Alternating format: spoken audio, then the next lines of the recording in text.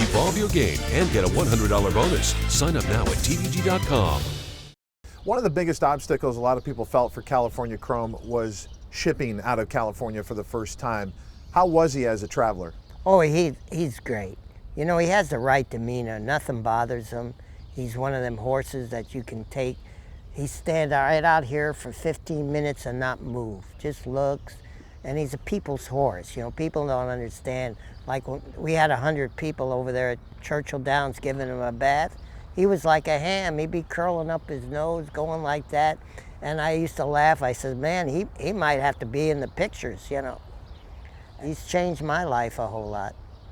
On Derby Day itself, going into the paddock with the crush of people around there, what were your feelings? What were your concerns? Wow, I said, this is unbelievable. You know, we had 19 horses going over there, 2,000 people, microphone in my face, a camera in my face, and I'm saying, well, I don't know how these people don't get kicked. You know, they're right on top of the horse, you know what I mean? I'm saying, is this madness or what? Then when we got near the paddock, the roar of the crowd, I said, well, this horse is going to go bananas, you know what I mean?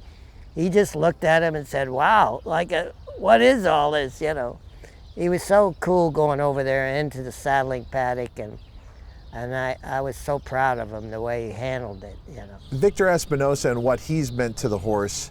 This is obviously an undefeated team, those two. Talk a little bit about what Victor brings to the team. Well, he's absolutely the number one of the team on riding his horse. He loves his horse, and he says, you know, he won the Derby with War Emblem, but he says he was a one-dimensional type of horse, had to be on the lead. If he didn't make the lead, he didn't run.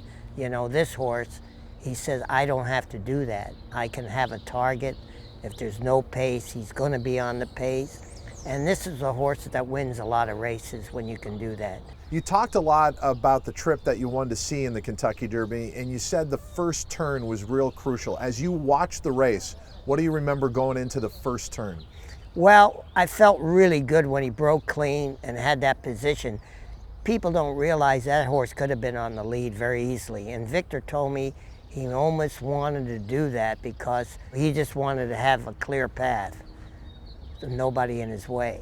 So it was very important to get around that first turn in good shape. So as you watched the pace develop, it wasn't an overwhelmingly fast pace. No. What did you think as they started to enter the far turn? Well, I knew, I was looking at him and the hold he had on him, and he was looking to his left. He was looking at, you know, just letting the horse relax. I knew he had a lot of horse left, you know what I mean? And I know when he gives you that kick, I says, God, I hope he can kick and open up on him when he asks him.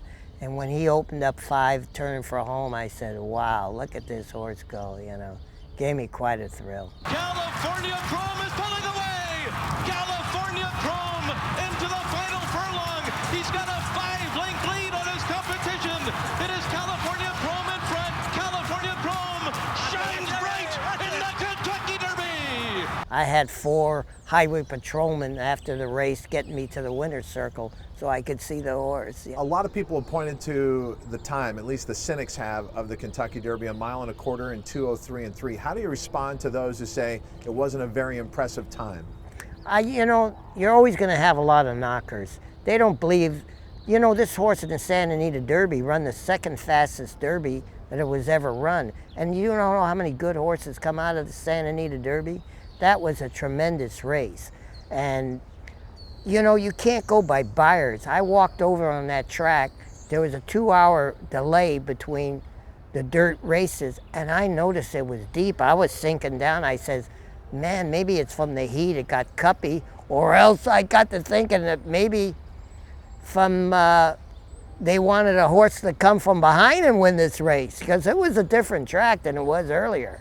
Yeah, I've heard Gary Stevens say that the track doesn't only change on the day of the Derby, it changes race to race. So whether it's a deep track, a fast track, his record speaks for itself. You know, they had a lot of doubters, and you know what I mean? People said, oh, well, you're not working the horse at Churchill Downs, he's not going to be ready. But that's not true. They don't know the horse. And I think now we got a lot of believers in this horse now, especially in Kentucky.